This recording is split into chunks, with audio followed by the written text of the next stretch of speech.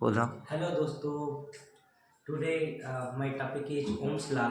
Welcome to my YouTube channel Man of Character. Firstly, we discuss about Ohm's Law जो George Simon ओम ने दिया था 1801 से 1802 ईस्वी में। जर्मनी के वैज्ञानिक एक जॉर्ज साइमन ओम थे जिन्होंने पहली बार प्रतिरोध का कॉन्सेप्ट समझाया। यदि कोई भौतिक राशि एक चालक तार के रूप में व्यवस्थित हो तो चालक के सिरों के बीच में उत्पन्न विभवांतर उसमें बहने वाली धारा के अनुक्रमानुपाती होता है। अर्थात तो उन्होंने कहा कि यदि किसी चालक की भौतिक अवस्था मूलतः ताप दाब सांद्रता में परिवर्तन न किया जाए तो चालक के सिरों के बीच उत्पन्न विभवांतर उसमें बहने वाली धारा के अनुक्रमानुपाती होगा। अर्थात धारा का मान बढ़ाओगे तो वोल्टेज बढ़ेगा, वोल्टेज का मान बढ़ाओगे तो धारा बढ़ेगा। इसको हम लोग इस डायग्राम से समझ सकते हैं।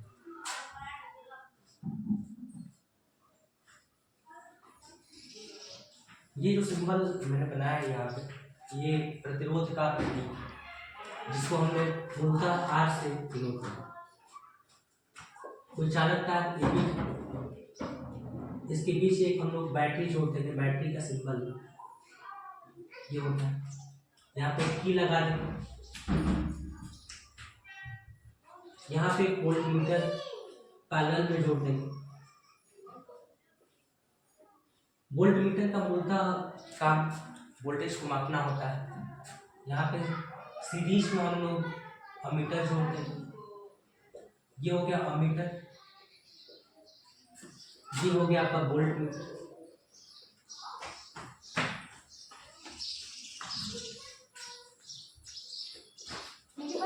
करंट का डायरेक्शन प्लस से माइनस की ओर जाएगा। जॉर्ज साइमन ओम ने बताया कि V is directly proportional to I।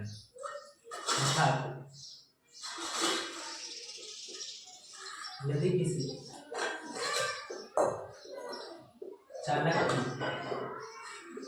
भौतिक अवस्था जैसे ताप दाब सांद्रता में परिवर्तन न किया जाए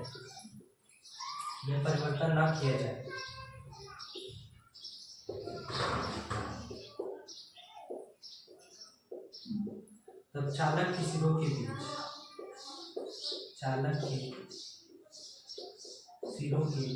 मध्य आरोपित विभवांतर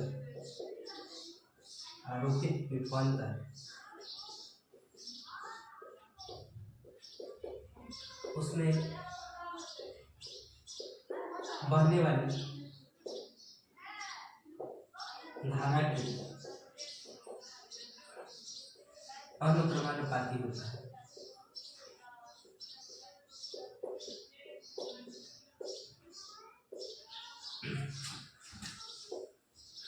जब भी अनुक्रमानुपाती का साइन हटता है एक नियतांक आता है। ये नियतांक यहाँ पे आर है।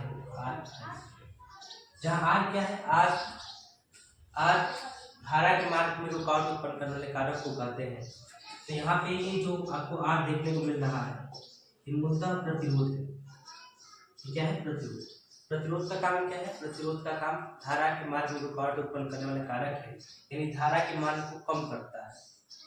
जैसे युक्तियां तो बहुत सारी हैं, जैसे कैपेसिटर हो गया, इंडक्टर हो गया, रेजिस्टेंस हो गया। तो ये रेजिस्टेंस क्या करता है, इसको धारा का मान कम करना होता है। कैपेसिटर क्या करता है? कैपेसिटर आवेश को संचित करता है। इंडक्टर प्रेरित धारा बनाता है। तो अलग अलग स्थानों पे अलग अलग नियतांक आते हैं। यहाँ पे रेजिस्टेंस नियतांक का काम करता है। इसका खुद का मात्रक होता है ओम। आर का मात्रक होता है ओम। थोड़ा सा और हम देखेंगे कि ओम के नियम का व्यवहारिक उपयोग क्या है। जैसे इससे हम लोग ये पता कर पाएंगे कि चालक तार में धारा का प्रवाह तो हो रहा है, लेकिन धारा की प्रवाह का मात्रा किस मान पर निर्भर करेगा, भौतिक राशि कौन कौन सी परिवर्तित होगी, ये ओम के नियम से सत्यापित होता है। साथ साथ में जैसे सेमीकंडक्टर डिवाइसेस है, वो ओम के नियम का पालन नहीं करते। तो इस तरीके से परिपथ को दो भागों में बांटा गया। जो ओम का नियम को पालन करते हैं उनको ओमीय परिपथ कहा गया, और जो ओम का नियम का पालन नहीं करते उसको अनोमीय परिपथ कहा गया। तो अब देखेंगे हम लोग ओमीय परिपथ।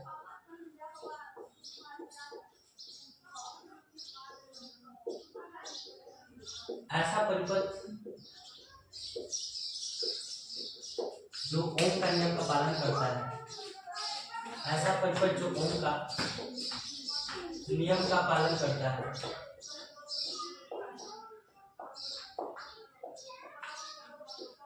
ओमीय परिपथ कहा जाता है।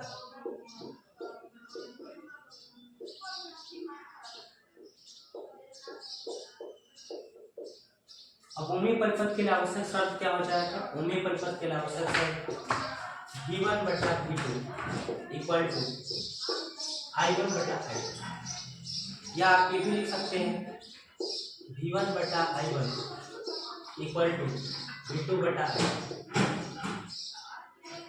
ये कांस्टेंट। इसका ग्राफ कैसे होगा? ये I है, ये V है। इसके मध्य अगर हम लोग ग्राफ खींचेंगे, इसका ग्राफ ओरिजिन से जाता है, मूल बिंदु से जाता है, और एक स्ट्रेट लाइन मिलता है जो कि यहाँ से इंक्लिनेशन का होता है 45। ये जो ढाल है जिसको स्लोप बोलते हैं, स्लोप जो होता है वो प्रतिरोध को व्यक्त करता है।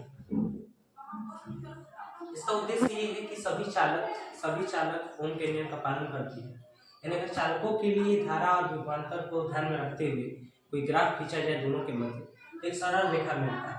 इसलिए सभी चालक ओम का नियम का पालन करते हैं, ओम का नियम का पालन करते हैं। इसके विपरीत एक अनोमीय परिपथ होता है। अनोमीय परिपथ भी हम लोग एक्सप्लेन करेंगे नेक्स्ट सेशन के अंदर। Thank you for watching and subscribe my channel Man of Characters.